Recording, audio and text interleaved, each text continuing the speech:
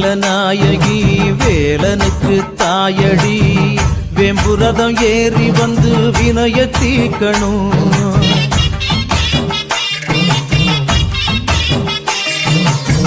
நாராயணன் தங்கச்சி நல்ல முத்து மாறியே தங்கரதம் ஏறி வந்து தாயே காக்கணும். ஏன் பம்பச்சத்தம் கேட்கலையோ கருமாறியே இந்த பானகம்